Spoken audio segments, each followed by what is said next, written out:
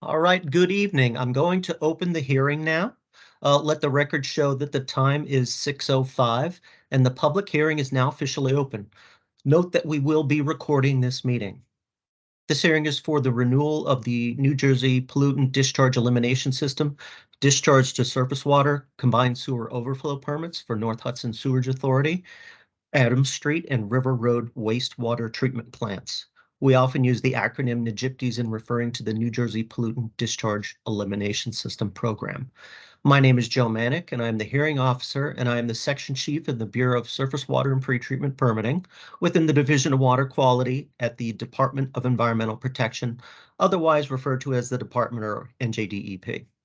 Jonathan Lekecheron is the case manager for the Adams Street permit. He will be providing instructions on how to provide testimony today. uh, Over and an overview. He will overview of the subject. Excuse me. Jonathan Hanishek is the case manager for the River Road permit, and he will provide an overview of the subject permits.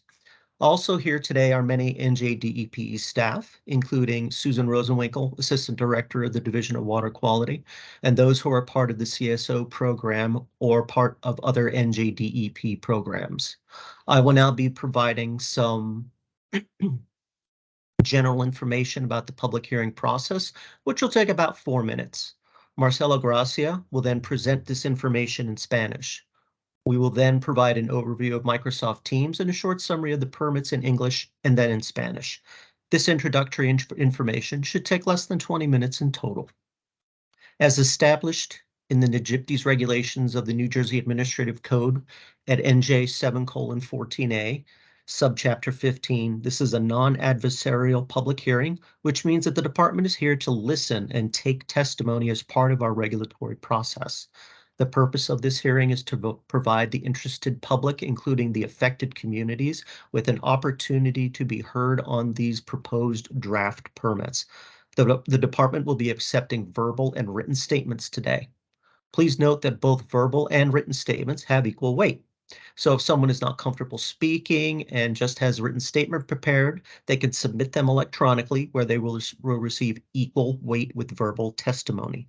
The email address for written statements is dwq_bswp@dep.nj.gov. We will now add that address to the chat. The purpose for this hearing is to receive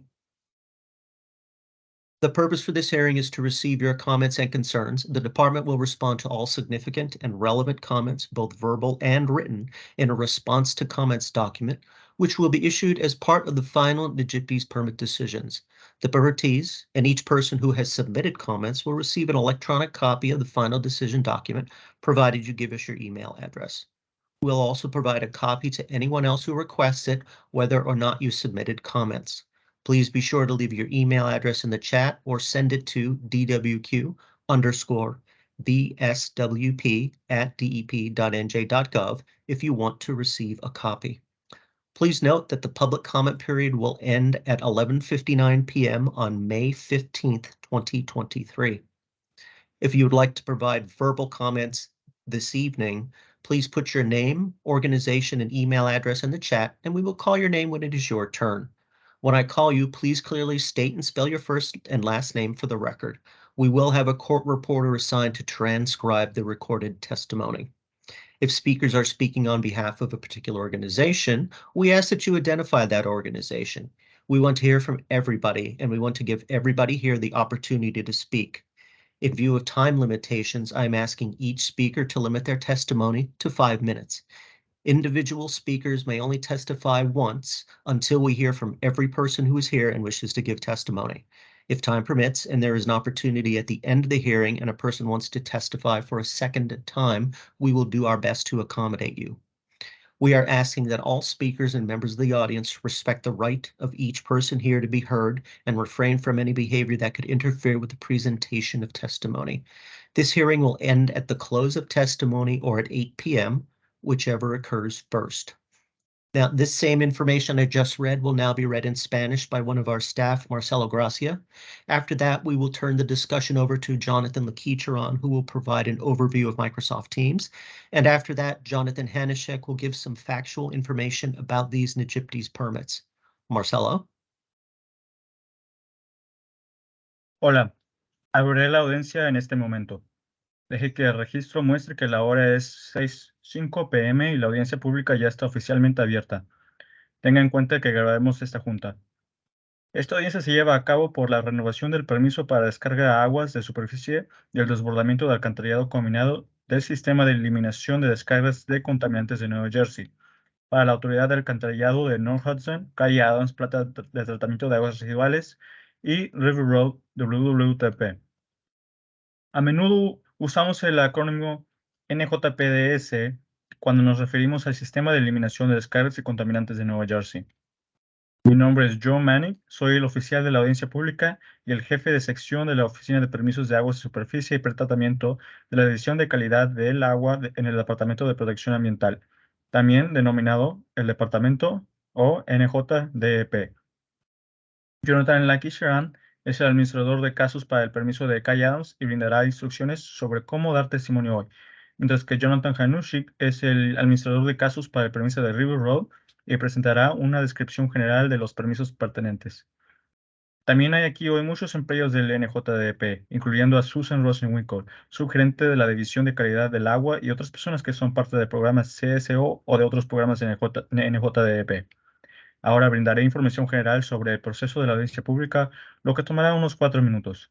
Luego, Marcelo Gracia presentará esta información en español.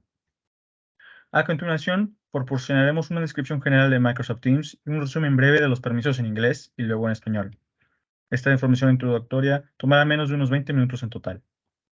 Como se establece en las regulaciones del NJPDS del Código Administrativo de Nueva Jersey, 714A, subcapítulo 15, esta es una audiencia pública no contenciosa, lo cual significa que el departamento está aquí para escuchar y tomar testimonio como parte de nuestro proceso regulatorio. El propósito de esta audiencia es brindar al público interesado, incluidas las comunidades afectadas, la oportunidad de ser escuchados con respecto a estas actividades de los borradores de permisos propuestos.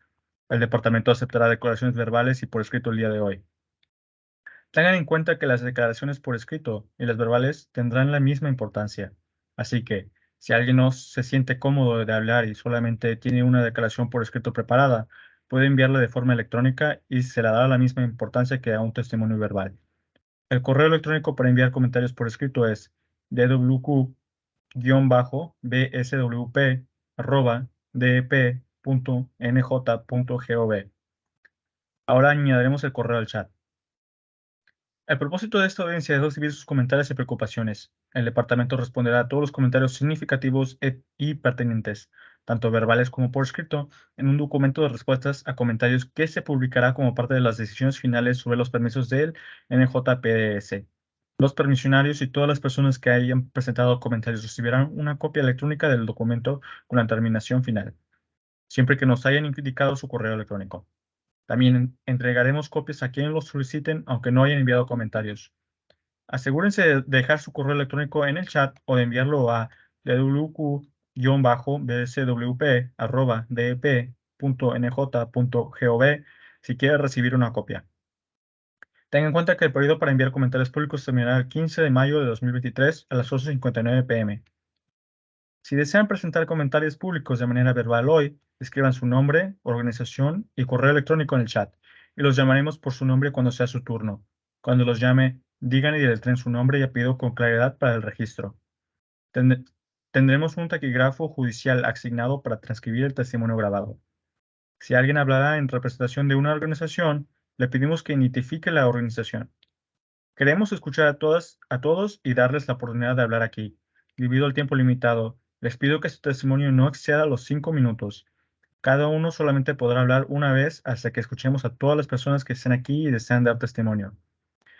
En caso de que el tiempo lo permita y sea posible hacerlo al final de la audiencia, si una persona desea declarar por segunda vez, haremos todo lo posible para permitírselo.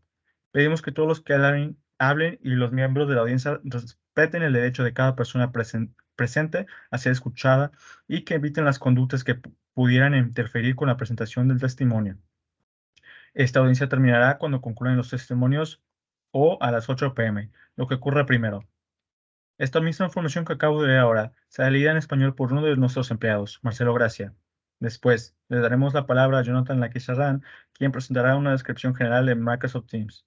A continuación, Jonathan Hanushik dará la información factual sobre los permisos del NJPDS.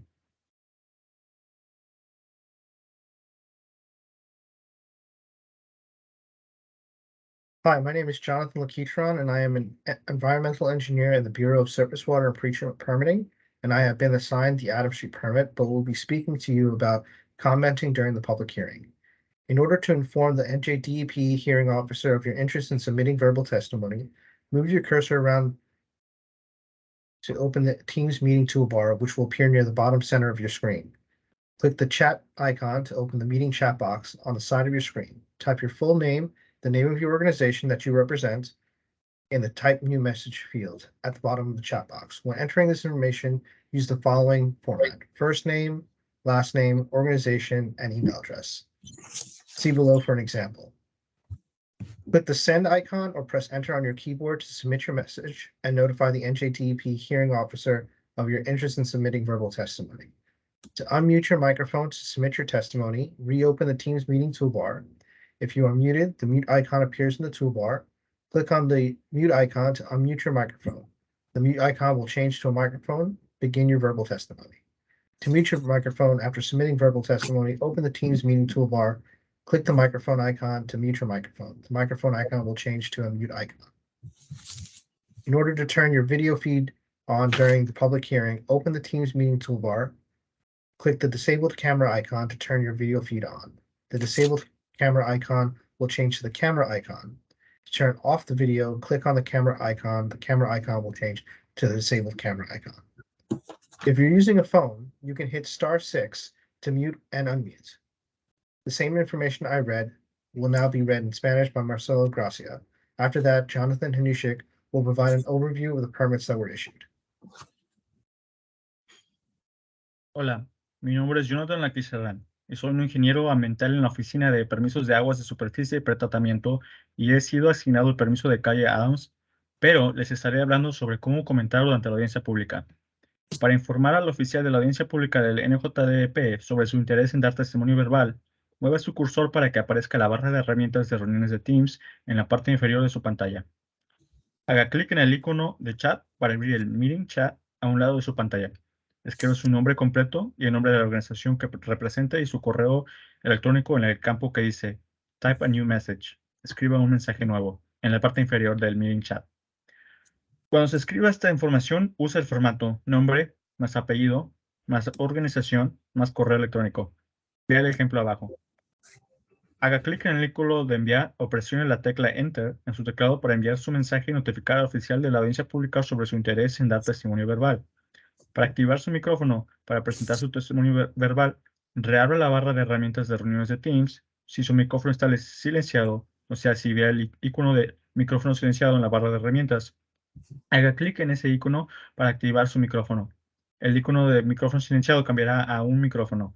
Empiece a dar su testimonio verbal. Para silenciar su micrófono después de prestar su testimonio verbal, abra la barra de herramientas de reuniones de Teams, haga clic en el icono de micrófono para silenciarlo. El icono de micrófono cambiará al icono de micrófono silenciado. Para activar su cámara durante la audiencia pública, abra la barra de herramientas de reuniones de Teams y haga clic en el icono de la cámara desactivada para activar su video.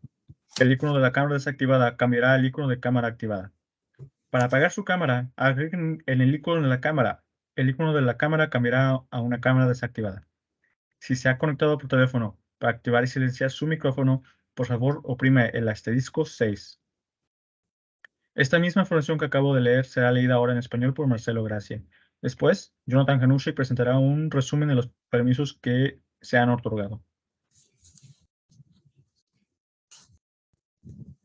Hello, my name is Jonathan Hanishik, and I'm in the Bureau of Surface Water and Pre-Treatment Permitting, and have been assigned the River Road permit. I'd like to give you some background on the subject of today's hearing, the renewal of the NJDEP permits for the North Hudson Sewage Authority Adams Street and River Road wastewater treatment plants. permit numbers NJ00 26085 and NJ00 25321.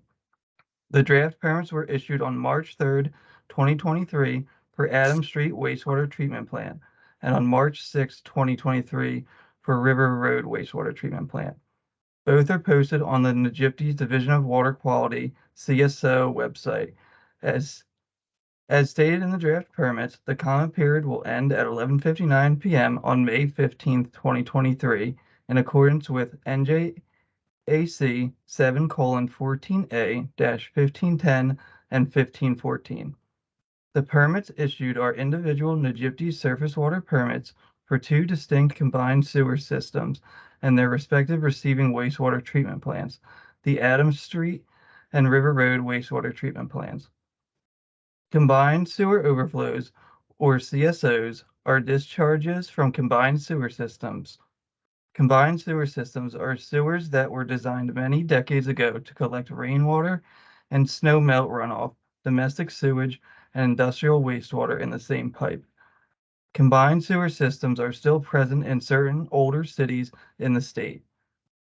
North Hudson's Adams Street Wastewater Treatment Plant serves Hoboken, parts of Weehawken, and parts of Union City, while the River Road Wastewater Treatment Plant serves West New York, parts of Weehawken, and parts of Union City. These collection systems and wastewater treatment plants are owned by the North Hudson Sewage Authority. When the conveyance capacity of the collection system and/or wastewater treatment plants are exceeded, excess combined sewage flows pass through combined sewer overflow outfalls. Together, these systems consist of 9 CSO outfalls and 2 wastewater treatment plant outfalls. Every one of these outfalls discharges to the Hudson River, classified as categories saline estuary 2 waters as per NJDEP's surface water quality standards. To comply with federal and state CSO regulations, North Hudson has committed to meeting the requirements of the presumption approach, which requires elimination or capture of a minimum 85% of the annual average combined sewage collected in the system during wet weather. Presently, the Adams Street system is at 72% capture. The projects, which include both gray and green infrastructure, are projected to achieve 87% capture, which exceeds 85%. The primary element of the already submitted long-term control plan for Adams Street is a plant upgrade to increase the facility's treatment capacity to 52 million gallons per day. The River Road system is at 60% capture. The projects, which include both gray and green infrastructure, are projected to achieve 90.1% capture, which exceeds 85%. The primary element of the already submitted long-term control plan for River Road is a plant upgrade to increase the facility's treatment capacity to 35 million gallons per day. In addition to the wastewater treatment plant expansions, both North Hudson wastewater treatment plants will be incorporating green infrastructure, parallel siphons, increased pump capacity, and construction of large storage tanks. Some of these projects will also help address localized flooding. As per the long-term control plan and proposed Nagypties permit requirements, these projects are projected to be completed for Adams Street over the next 22 years, while for River Road, the projects are projected to be completed over the next 24 years. The same information I just read will now be read in Spanish by Marcelo Gracia. After that, we will return to Joe Manick and begin taking testimony. Hola, mi nombre es Jonathan Hanushik y soy un empleado en la Oficina de Permisos de Aguas de Superficie para Tratamiento y he sido asignado el permiso de River Road. Les quiero compartir algo de información de fondo sobre el tema de la audiencia de hoy. La renovación de los permisos de NJPDS para la Autoridad de Alcantarillado de North Hudson, Calle Adams, Planta de Tratamiento de Aguas Residuales, número de permiso NJ0026085 y River Road WWTP, número de permiso NJ0025321. Estos permisos se otorgaron el 3 de marzo de 2023 para la planta de tratamiento de aguas residuales de Calle Adams y el 6 de marzo de 2023 para la planta de tratamiento de aguas residuales de River Road. Los dos están publicados en el sitio web de CSO de la División de Calidad del Agua del NJDEP.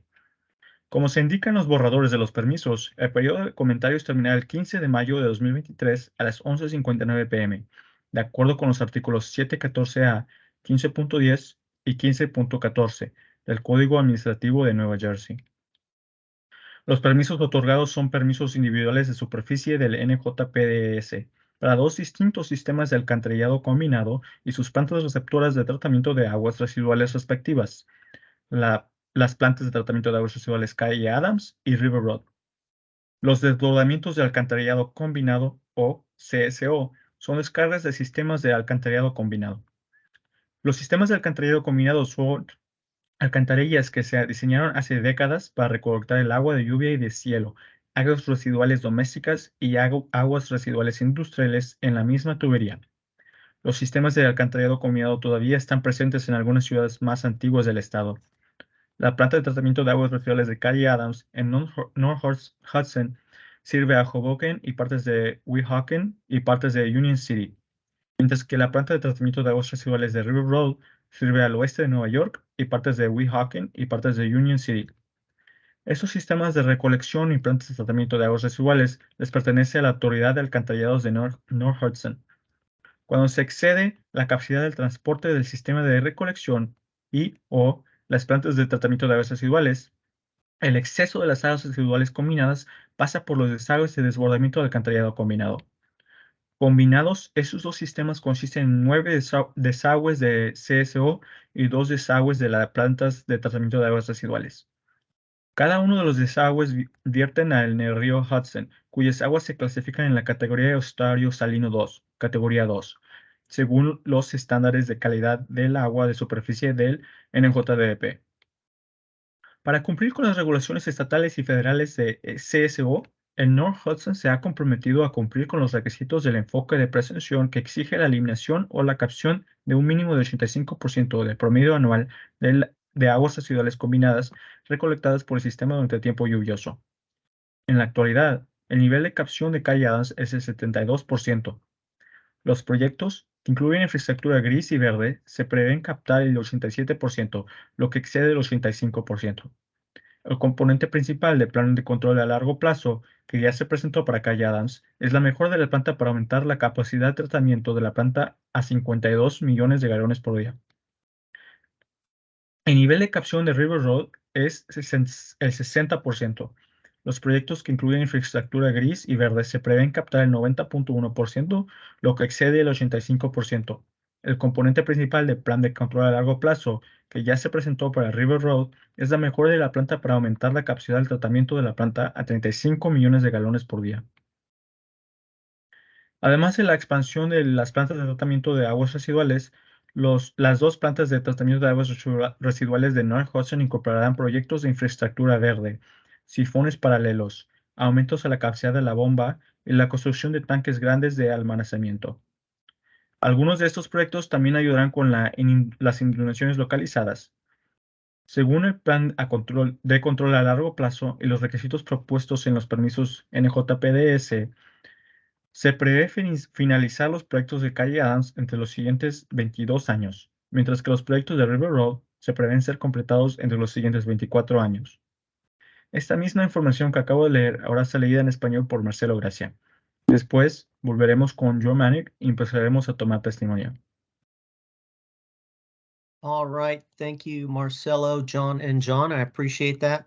I'm looking through the chat and I don't see anyone has dropped their name yet. I just want to underscore the fact that if you don't feel comfortable right now and you would like to submit comments by email, you can at the address that's on the screen right now at the bottom of the blue box. Oh, there's the cursor. Thank you. DWQ_BSWP@dep.nj.gov. And those comments are due, let me just be very clear, May 15th by 11:59 p.m.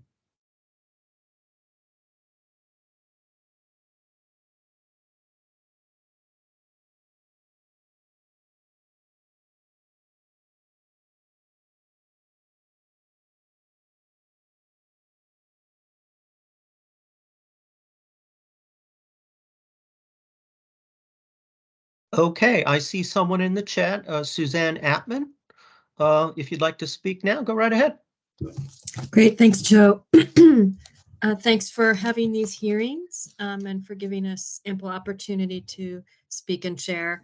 I just want to quickly repeat some of what I shared at the hearing this morning and then add a few things.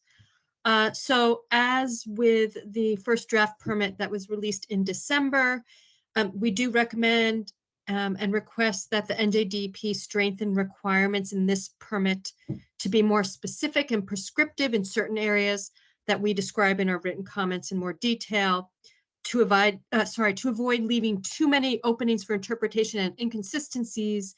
And this especially applies to the public engagement process. Some of the language there is conditional.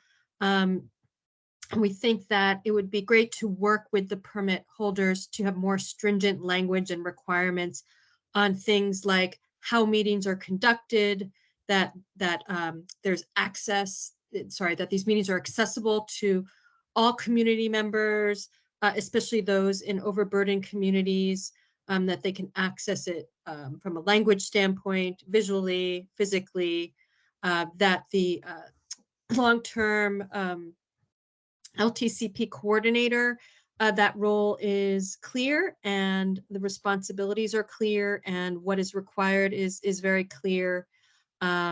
And that team members are also invited to the supplemental team to apply for the supplemental team, that there's clear opportunity for, that there's clear awareness around the opportunity to be part of those teams and to participate actively. Again, more detail in our written comments, but again, it's about having the language and the requirements be more clear, specific, and prescriptive.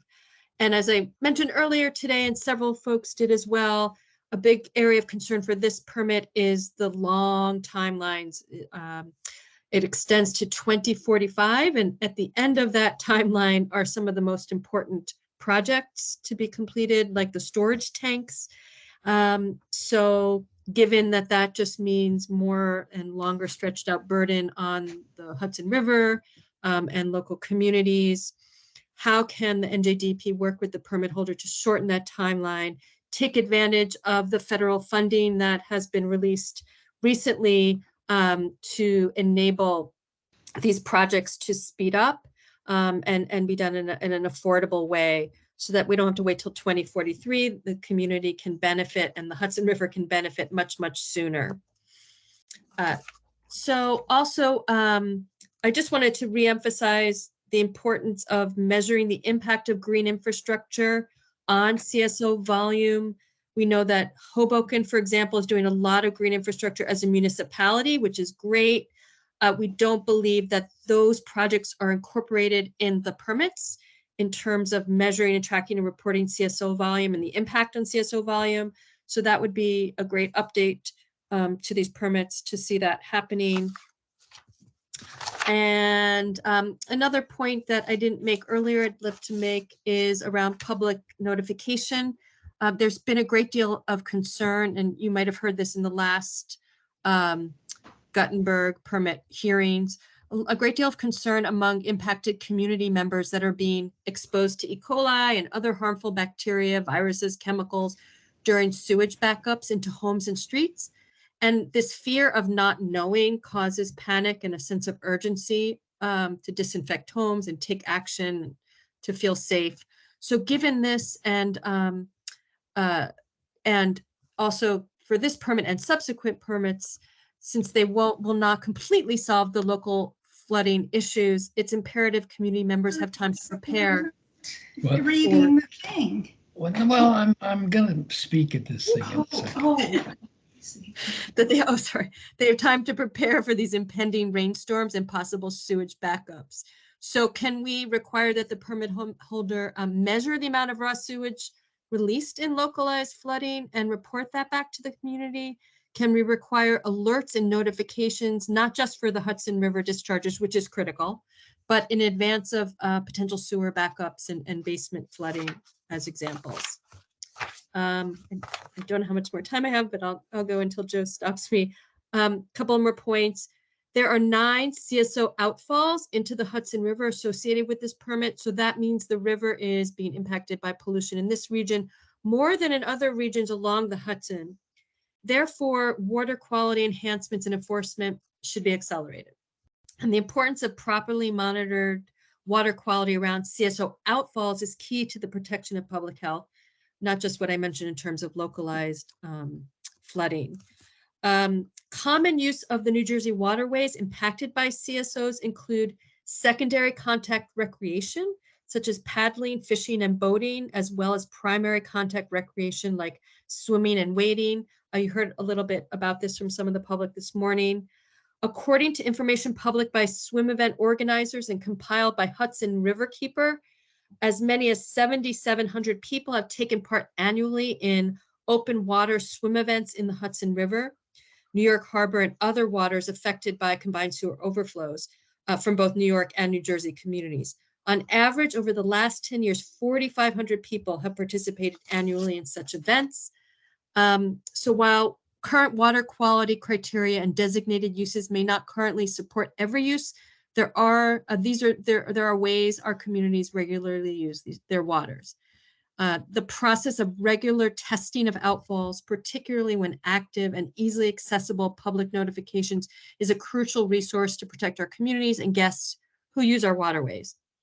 So in terms of water quality monitoring near CSO outfalls, collecting samples during implementation for fecal indicator bacteria, particularly during wet weather events, would provide beneficial protection to the public.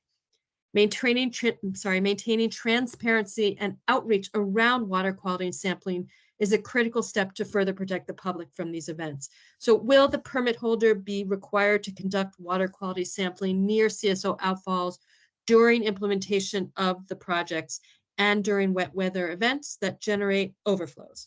So that was that question. Okay, I'll turn it over to others, and I might have 1 or 2 other additions. Thank you. Okay, thank you, Suzanne. Don Stitzenberg, if you'd like to comment now, please go right ahead. First, I apologize for the interruption a minute ago.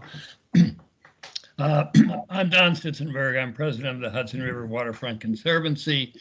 For those who may not know us, we work with the DEP to oversee the construction and the maintenance of the Hudson River Walkway between the Bayonne Bridge and the GW Bridge. I simply want to repeat what I said this morning, and that's that a 24-year time frame to me is basically a non-starter and unacceptable. So much can happen in 24 years in the areas of technology, in the areas of governance, that plans set now to be implemented in 20 years have really no validity, in my opinion. I believe that it's necessary to come up with a plan that follows on from the first couple of steps, which go on in the next 3 or 4 years, to continually improve the process. But I don't think anyone can be satisfied that we have a plan when it says that we're going to spend $77 million 24 years from now to implement something to gain 7 or 8% reduction in CSO.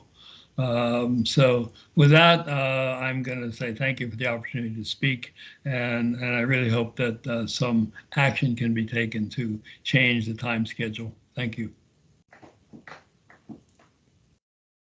All right, thank you very much. I don't see any other names that have popped up in the chat.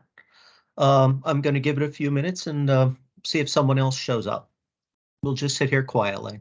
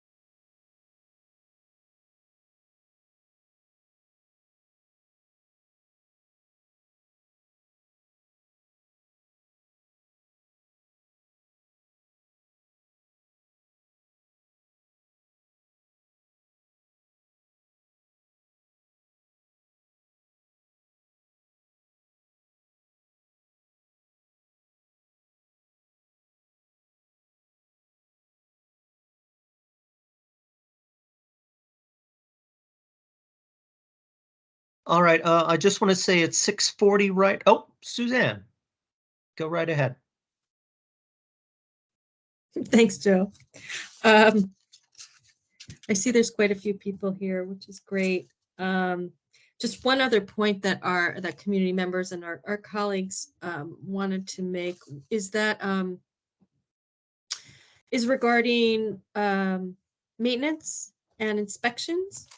And we just wanted to make a request to strengthen the permit that the DEP develop some clear and specific inspecting, monitoring, and enforcement procedures to ensure that the permit holder complies with the system cleaning program. So we were happy to see, that's great news, that there is a system cleaning program in place that will be very important. But now can there be more clear, specific procedures around inspecting, monitoring, enforcement for both gray and green infrastructure projects? And then we were also wanting to know what the role that DEP staff would play in inspecting and enforcing all projects. And can that be clarified? Yeah. How will the DEP ensure that the permittee is complying with their maintenance plan for all projects? Thank you.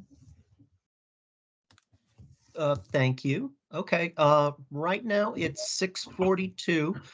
If we don't get anyone who wants to comment by 6:47, we'll give it 5 minutes and we'll end the hearing. And we'll just go silent until either we end or someone has another comment they'd like to make.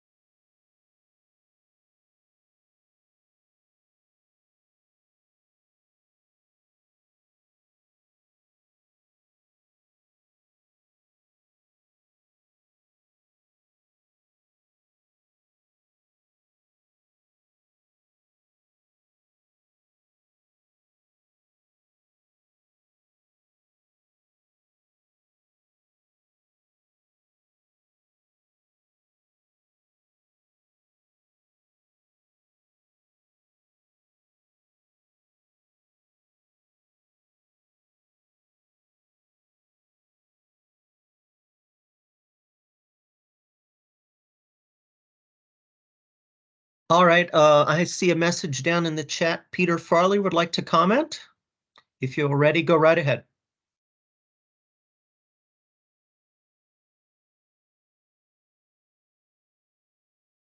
If you're commenting, oh, there we go. I started to hear you. Okay, yep, I'm here. I'm not sure if my video feed came through, but my name is Pete Farley. I've lived in Hoboken on and off since 1983. My grandfather was used to ship from England over here and lived in Hoboken back in the early 1900s. So I have a great appreciation for the water and the waterfront here and the history of the waterfront here. I'm also a longtime kayaker. I've kayaked all over the world and found that the new version of urban kayaking on the Hudson River has become a huge, not only sport, but also a recreational pastime that evokes the history of Hoboken and all of New Jersey's boating history.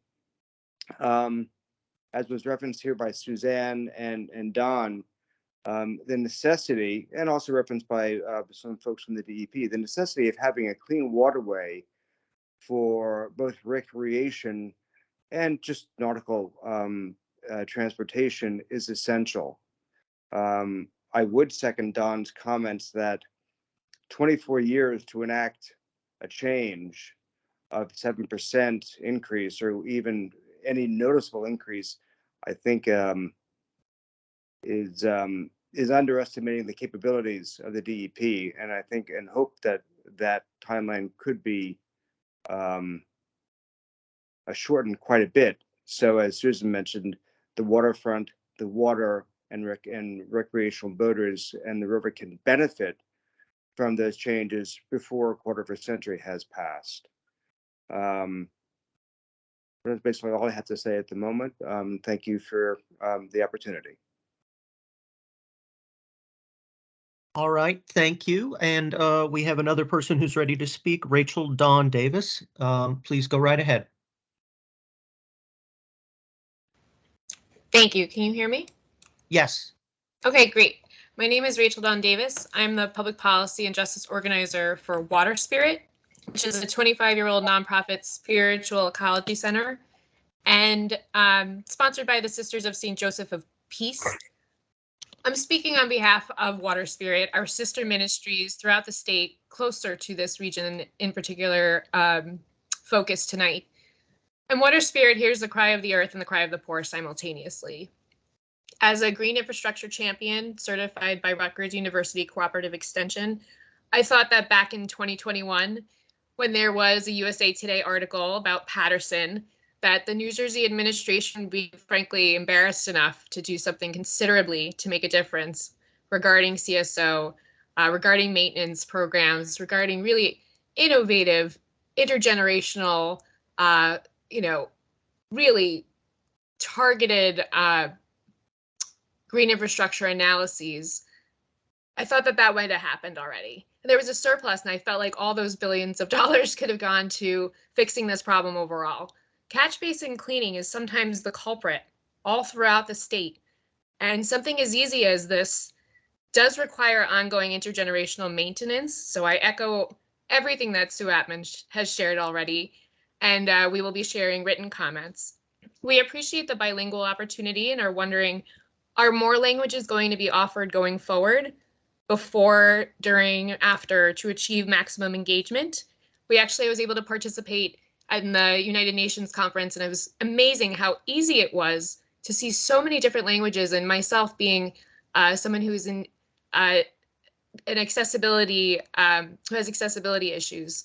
So I was able to tune in virtually and participate like nothing. It was amazing. So it's really great to see where there's a will and there's funding, there's a way. It does work. So we wanted to ask if funding surpluses from the state could please go to CSO fixing and switching out. It's a hazardous waste problem, and it's extremely daunting and ongoing for people all throughout the state. NJDEP, I was actually part of our webinar series that I dreamt up, hoping to catalyze stormwater utilities and really look at outside of the state what solutions are being employed. And of course, green infrastructure is not a catch-all, but it is helpful to prevent what we can throughout the state. We appreciate the opportunity to share and wonder if you will respond to comments. And we will also again be sharing in writing. Thank you.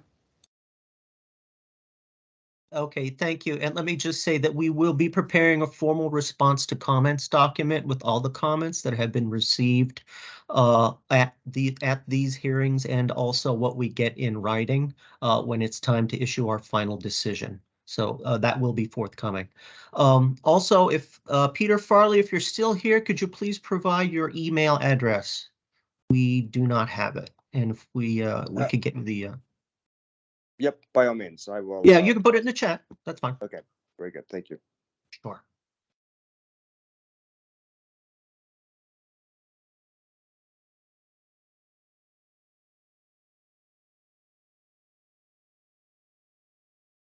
Oh, Suzanne, is that you? Are you? Would you like to speak again? Thanks.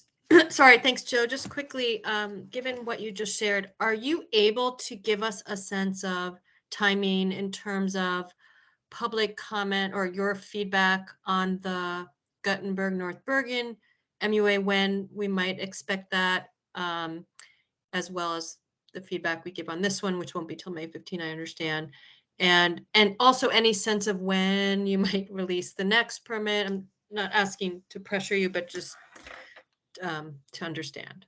Well, let me just say this. I don't want to get into too much detail on the permits themselves, but we are working on responding to comments that were received on the prior set of permits. We did prep this set of permits, and now that we have some permits out, we have sort of like a boilerplate that we can use. So we're starting to work on the next set of permits, and I'm not exactly sure what that will be yet, but we are working continuously doing these three processes at the same time. Okay, I hope that helps. Thanks. Sure. All right, and I see we have Peter Farley's email address. Thank you. Yes, Is sir. there?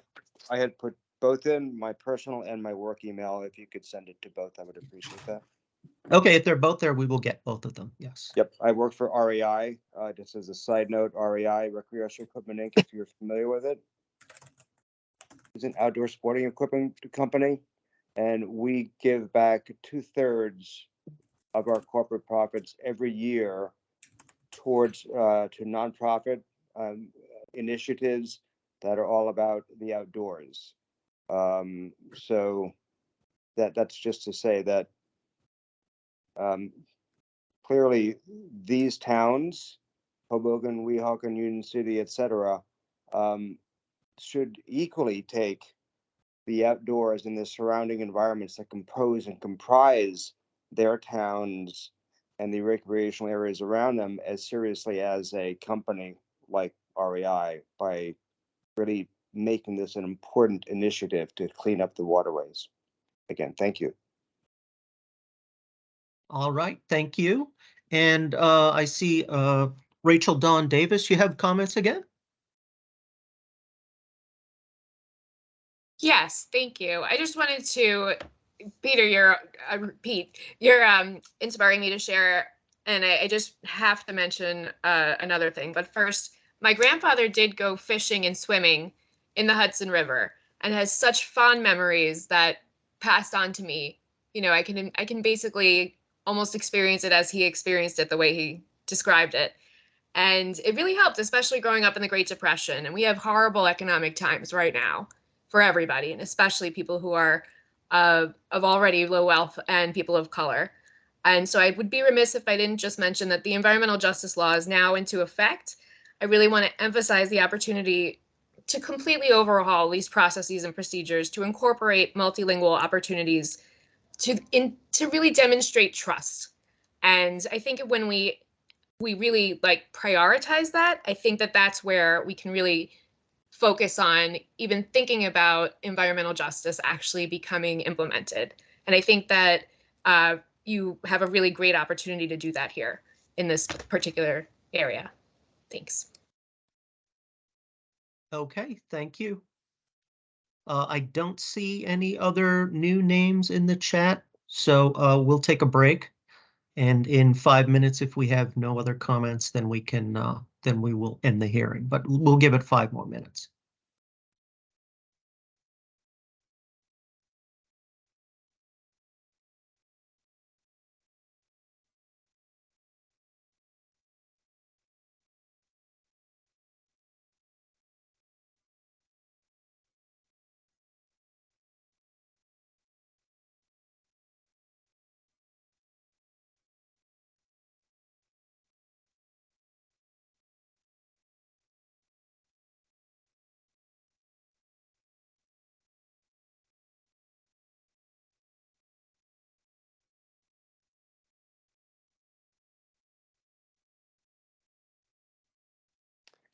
Joe, it's Pete Farley again. If I could just ask a question and also pose this as a request. I think it has been noted before. Okay, well, let me just say I just want to be clear that I can't talk about specifics about the permit, but if you have a question on something like procedure, I'd be glad to help you. Go ahead. Okay. Procedure.